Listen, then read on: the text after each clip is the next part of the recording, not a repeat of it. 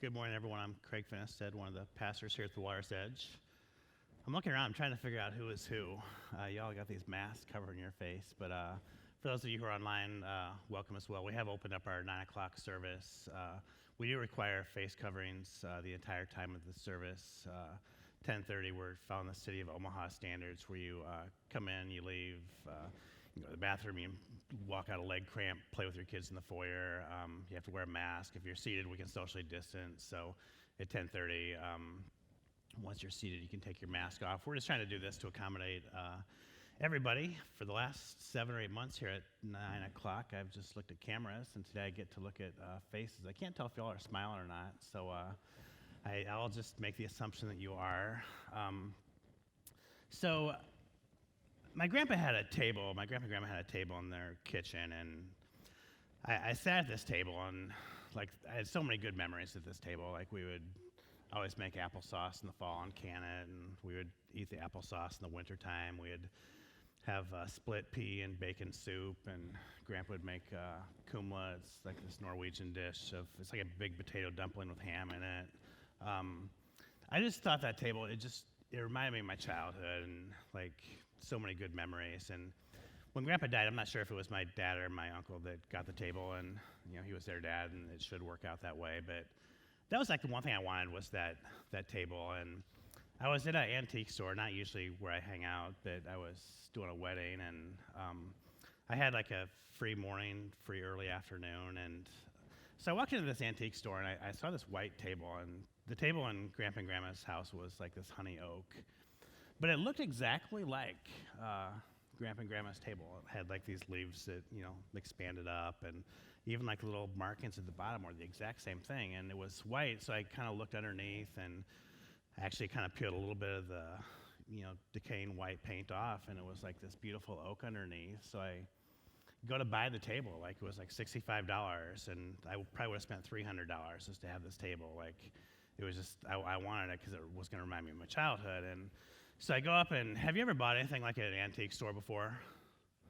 So I say, I'll take that white table over there, and he says, well, how much do you give me for it? And I had never bought anything at an antique store before, and I said, well, it's $65. And he said, oh, no, you don't pay like full price at an antique store. You're supposed to barter and go back and forth. I said, all right, I'll give you $50 for the table. Nah, I can't do that. That's not nearly enough. I can go as low as $62.50. I'm like, seriously? He wants to play this game with me, and I'm sure we're going to end up somewhere in the middle. And I'm like, I can do 55. I might be able to do 55. Can you do 55? No, I can do 60. I can do 60. How about like 57, 50? I can go that high. I'll meet you in the middle. 59. So I said, $59 it is. You drive a tough bargain. So then with tax, it was $65. So isn't money kind of like this crazy thing? Like, does anyone out here ever bicker with anybody about money? Are you guys different than me? I see you guys must do that because you're talking now, and got a little problem up here with my thing. So it's something we think about, right? I mean, when's the last time you thought about money? I'm guessing if it wasn't like today, it's yesterday. We deal with money every day. Most of us do have some type of transaction, whether we're making it, saving it, investing it, giving it. So one thing about Jesus was really interesting to know is that what do you talk about more than anything else? Even more than the kingdom of God, even more than forgiveness, even more than grace, Jesus talked about money. It was the thing that he talked about more than anything else. It's the thing he talked about more than everything else. Now, in the next few weeks, we're actually not going to talk about money. We're going to do something different here. We're going to let money talk to us. Now, I'm not going to do something weird and new agey here. We're just going to flip the script, and we're going to let money speak into our lives. Now, we're usually the one telling money what to do, right?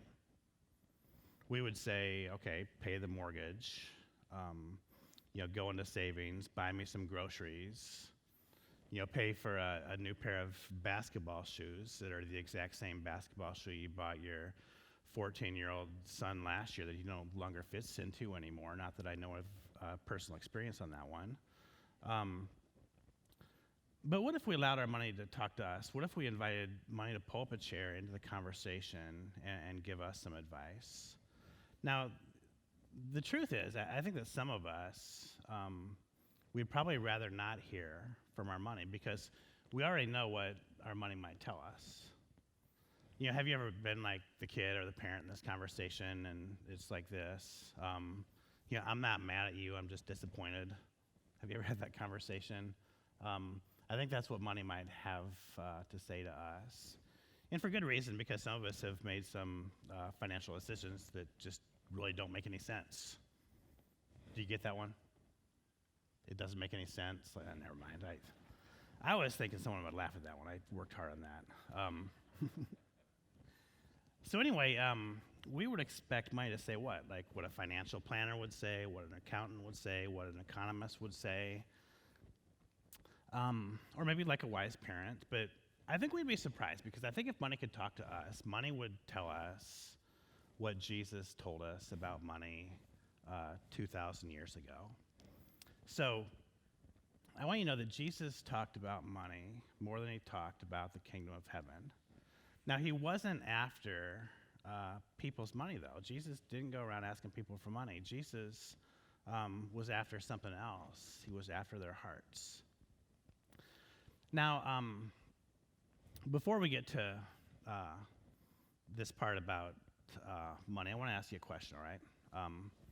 It's a serious question. I'm not trying to be funny here. I want you to reflect on this. What do you do with your spare money?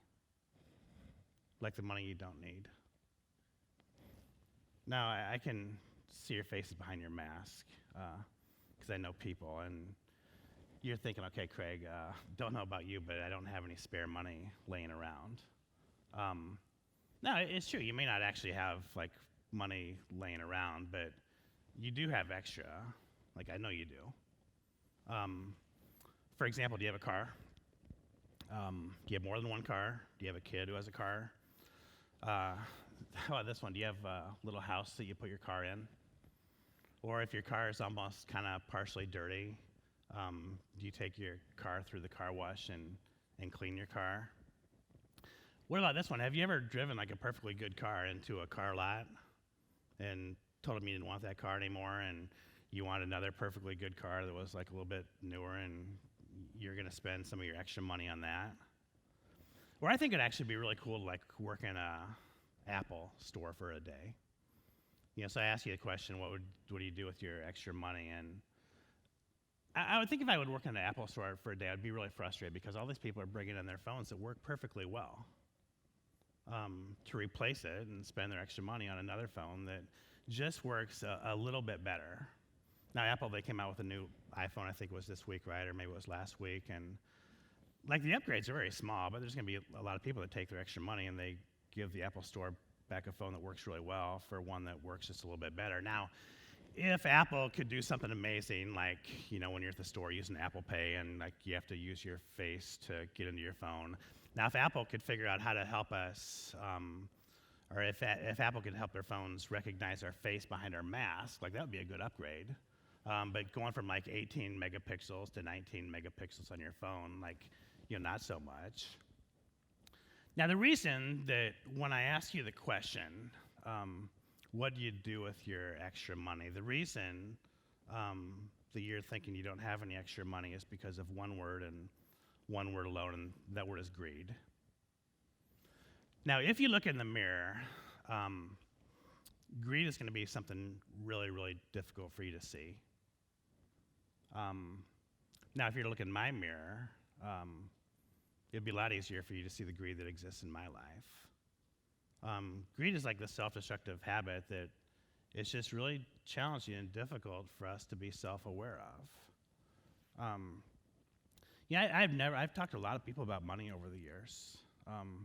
People who lost a lot of money gambling, people who have a lot of debt, people who have a lot of extra, and I ask them to give money to Christ's cause and to his church. I have never had a very difficult conversation with money where someone was able to look in the mirror and say, I'm here to talk to you, Craig, because greed is my issue. Greed is just really something that's difficult for us to detect. Now, greed is one of the 7 deadly sins. This isn't in the Bible. It's a thing in the ancient church, but they came up with 7 sins that are going to get to us, and greed is one of those 7. Now, let's start with a definition of greed. Greed is the assumption that it's all for my consumption. That's what greed is. Greed is assuming that everything that we have is for us. It's for us to spend, it's for us to save, it's for us to hoard so that we can spend it later. It's for nobody else. We're the ones who've earned it. It's all for us. Like money exists to make my life better. God's creation exists for me and for me alone. Now, I want you to know something about greed. It has absolutely nothing to do with the amount of money that you have. Now, you can see where I'm going with this. This is not a financial topic this morning. This is a spiritual topic. God's chief rival in the world today is money. The one thing that, for many of us, that is going to transform our hearts in a negative way, and we're going to love God's creation more than we love God. It's like this competition that God is this false god of money. So greed, it has nothing to do with how much we have. I know multimillionaires who greed is not an issue for them.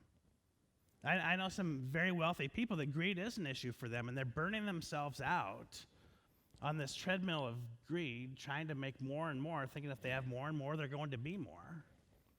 Now, I know some people that live very modestly, and they have very modest access to financial resources, and some of these are some of the most content people that I know as far as money goes.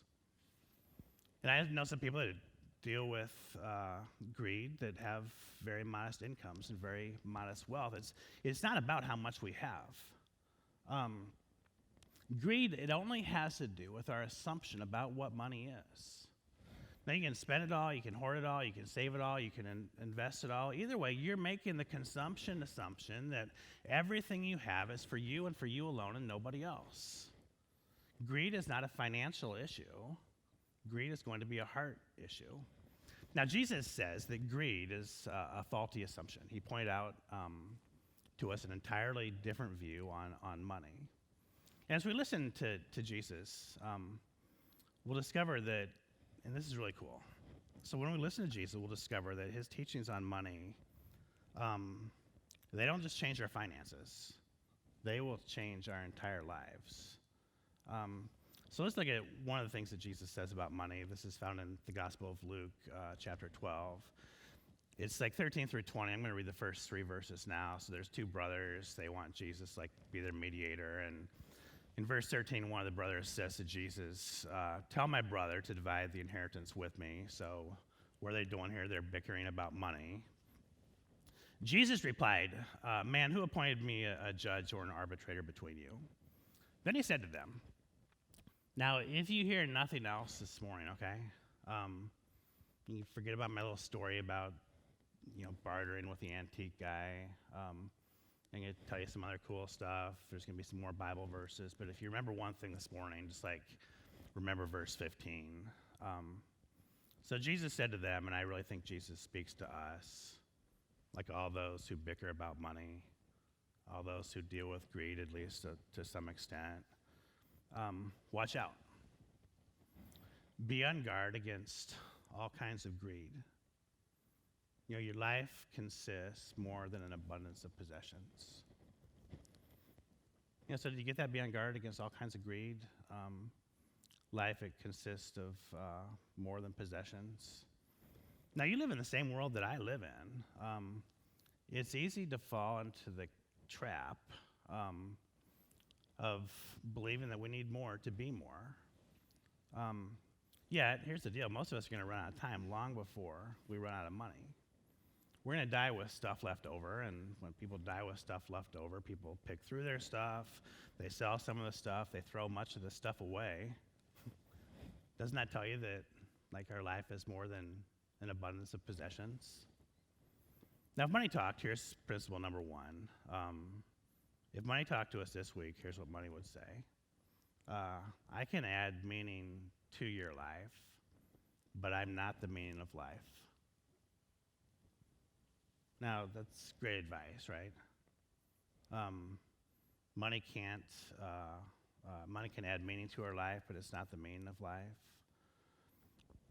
Now, by all means, I think money at best is a tool for doing something meaningful. And regardless of how much or how little you have, wouldn't it be really cool if you could ask yourself this question?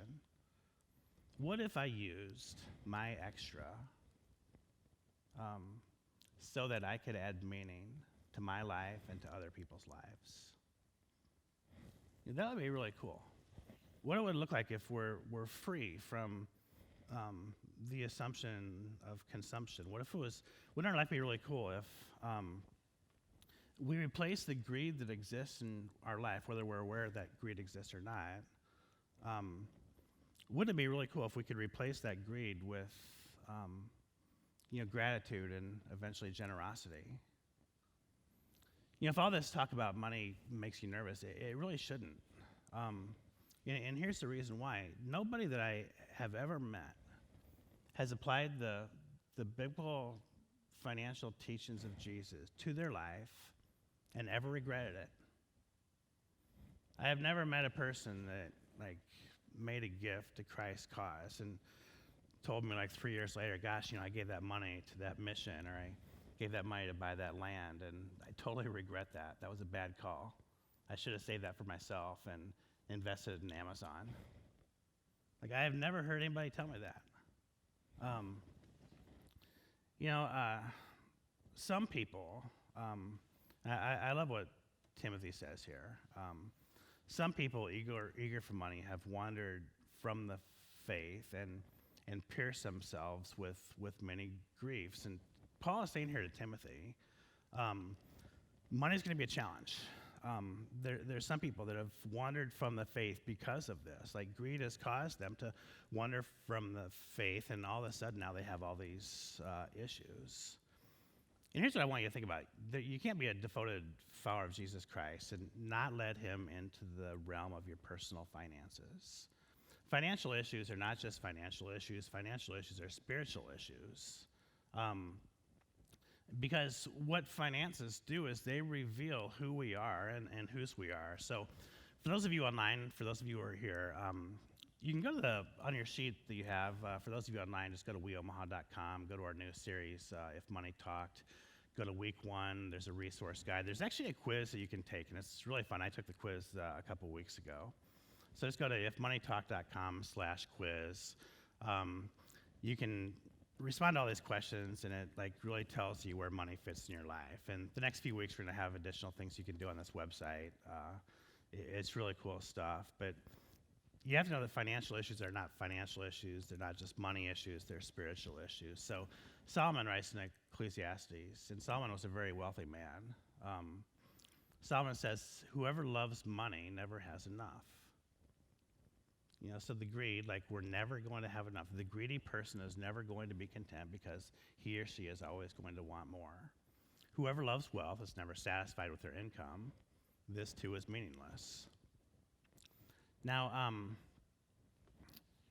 when I was growing up, there was a bunch of trees around where we lived, and there's good trees like apple trees, and we had some peach trees and some pear trees, and that's a really good fruit. Then we had some it was kind of like a cherry tree. It was a bitter cherry, so it wasn't edible. There was crabapple trees.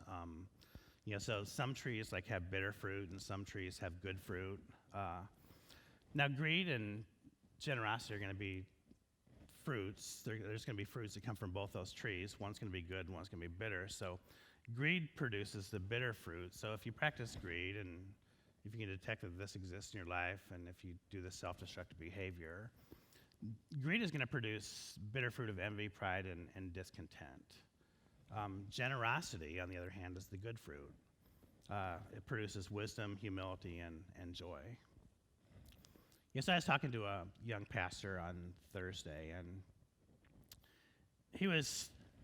they're trying to raise some money to buy a building that's not too far from where their church is, and it wasn't that much money, and I just kind of gave him some guidelines on, how much he could expect to raise based upon what their project was and, the size of their congregation, how much money they were bringing in each year. And he was absolutely just befuddled that it would be possible, to raise this kind of money. And I told him, here at the church, we raised well over $1 million to buy this land that we're on. At that time, we're not much bigger congregation than what he is now. A few years later, we raised $2.5 million to do the down payment for this building that we're in. A few years later, we raised like $2.2 million to pay down the debt for this building that we're in. And the reason I told him that we're able to do that is because there's a bunch of people here who have figured out that the extra is not just for them. There's a bunch of people here who have figured out that generosity is better than greed. Now, as I look back, over our history, I would say our biggest accomplishment was not buying land. It wasn't building this building. I'm a pastor. I don't care if we're still meeting at Millard West High School. We were a great church back then, and we're still a great church today. What I saw during this campaign, though, and I had conversations probably with hundreds of people, about this topic of money. What I saw throughout the 3 campaigns is, some people that embrace the cultural norm that the extra is mine. I'm the one that worked for it. I'm the one who went to school. I'm the one who put in the long hours. I'm the one that came up with the idea. It's mine. And I saw this gradual transformation amongst the whole congregation. I mean, many of you people totally get this. That when generosity replaces greed, it's not just your finances that are going to be blessed, it's your life that is going to be blessed. I want to tell you that as long as greed is stronger than compassion, there's always going to be suffering. So here at the Water's Edge, we have supported missionaries all over the world. We've supported missions all over the world. We do it right here in our backyard.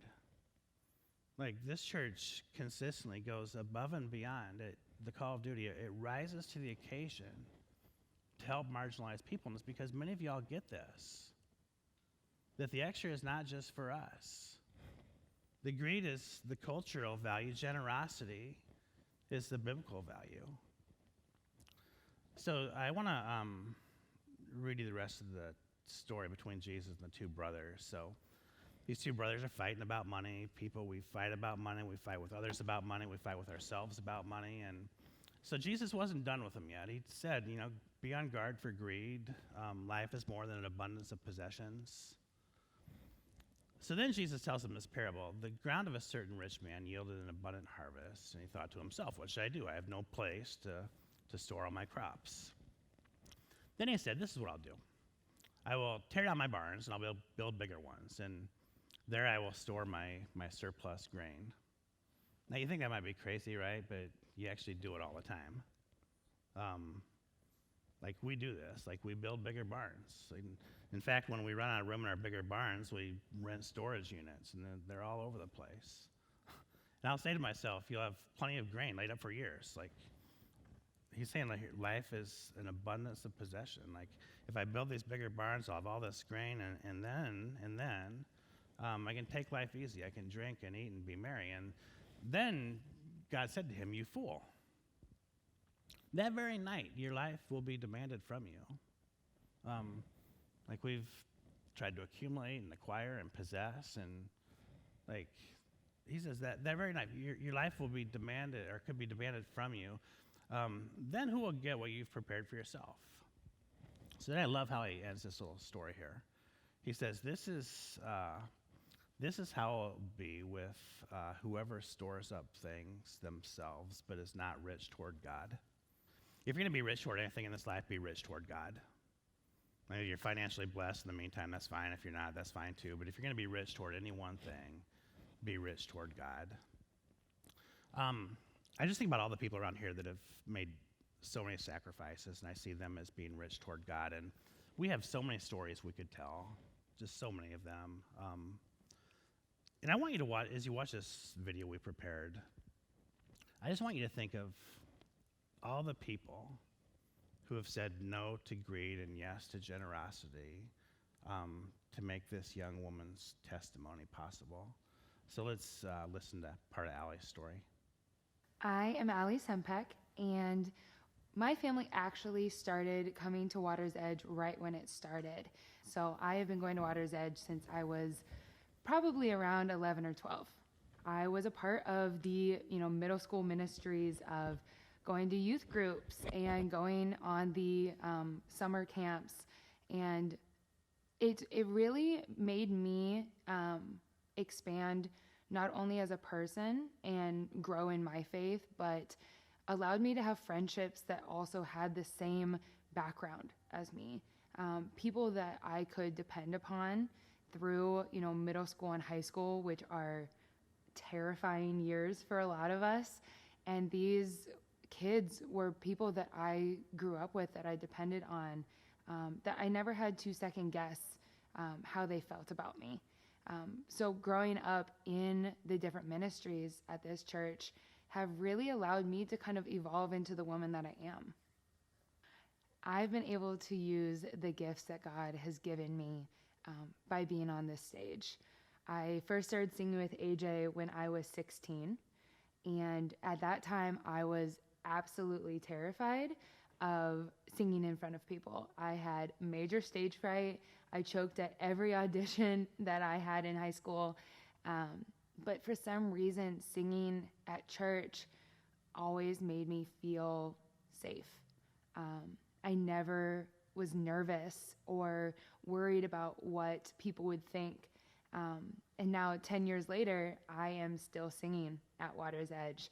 I still have this amazing ability, amazing opportunity to worship with the other people in our church and use something that God gave me to praise him, to connect other people with him in a way that sometimes words can't.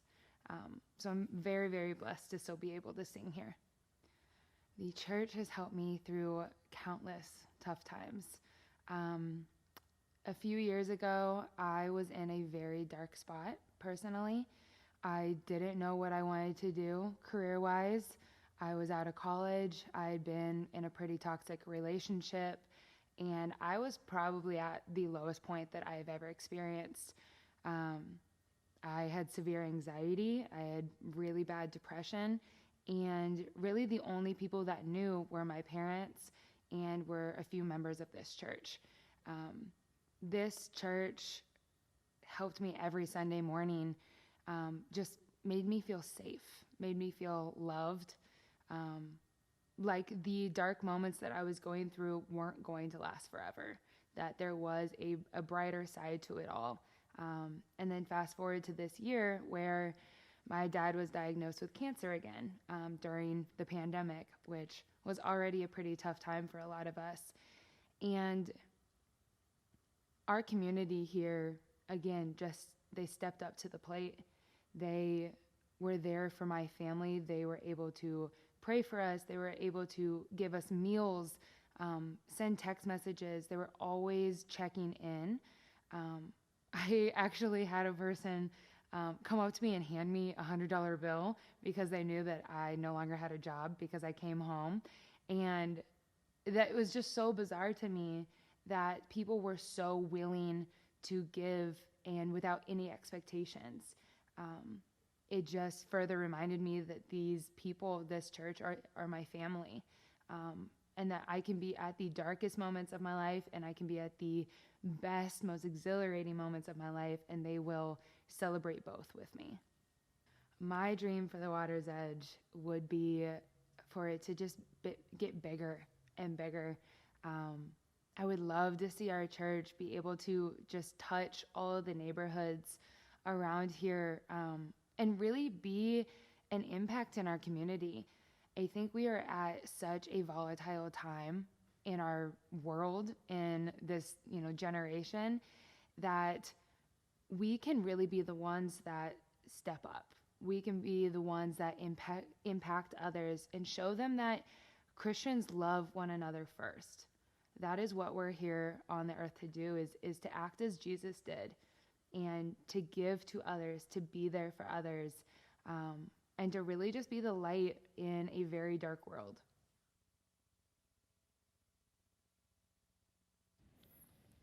Yeah, I loved a number of things she said there.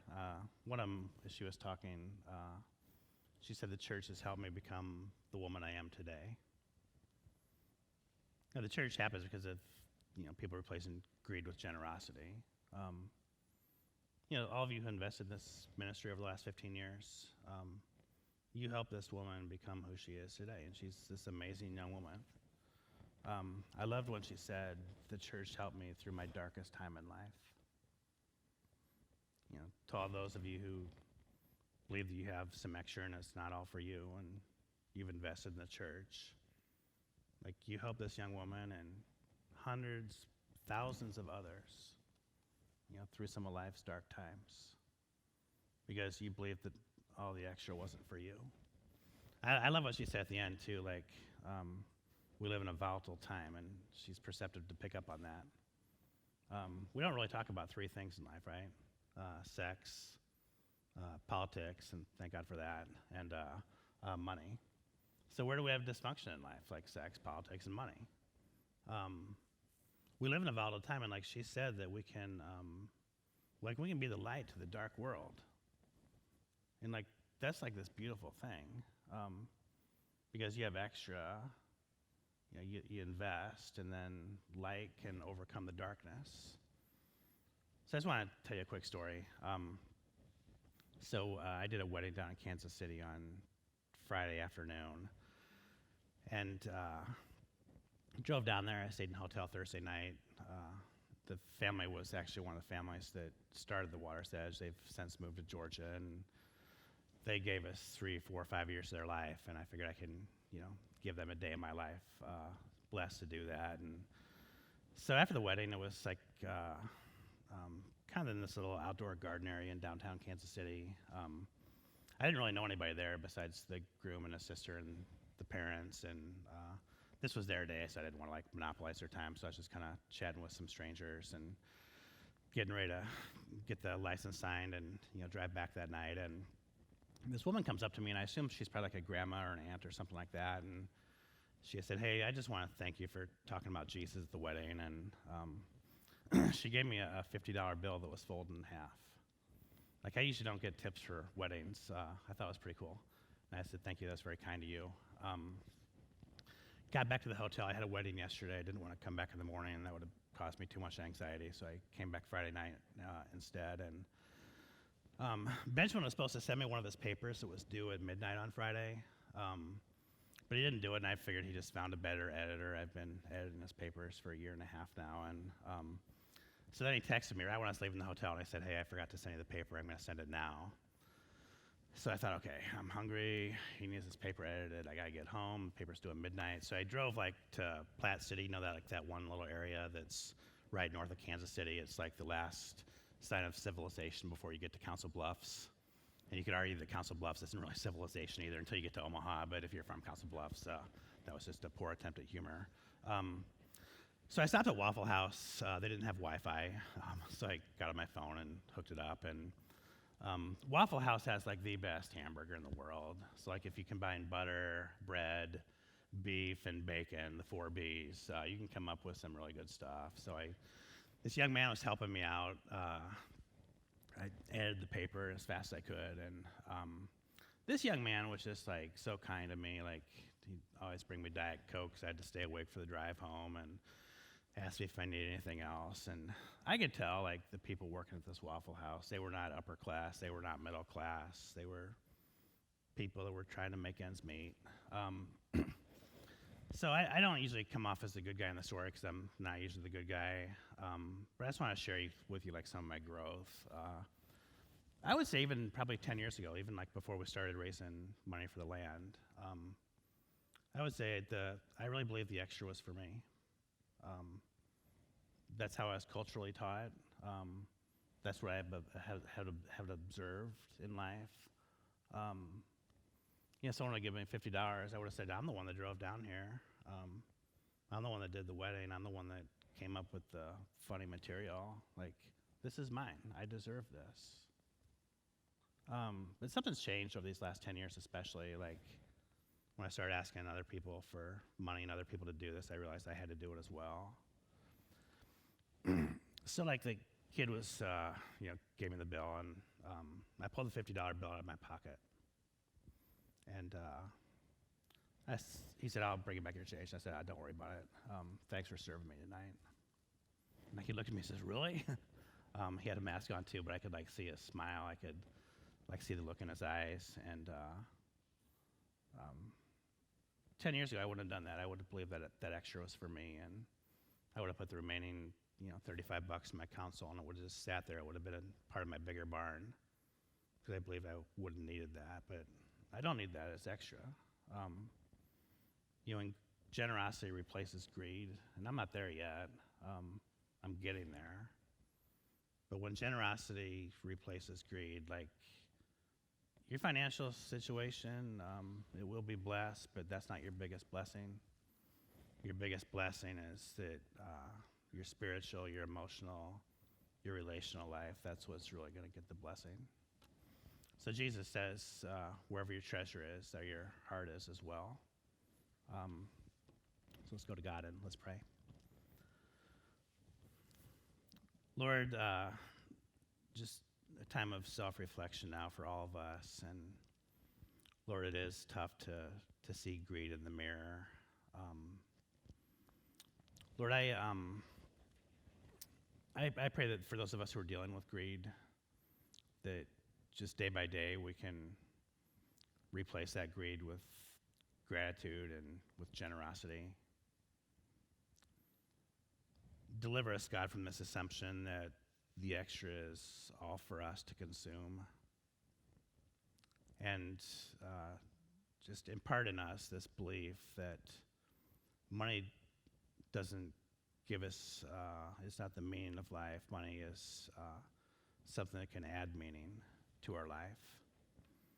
Lord, as I just look around this room and as I look around this building and look around this land, I just thank you for all the people that get this.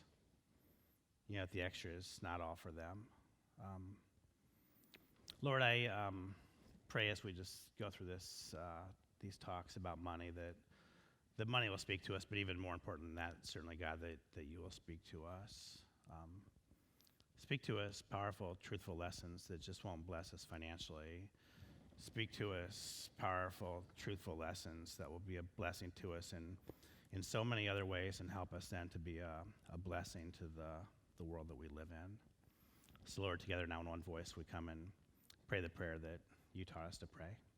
Our Father, who art in heaven, hallowed be thy name. Thy kingdom come, thy will be done, on earth as it is in heaven. Give us this day our daily bread, and forgive us our trespasses, as we forgive those who trespass against us. And lead us not into temptation, but deliver us from evil. For thine is the kingdom, and the power, and the glory forever. Amen.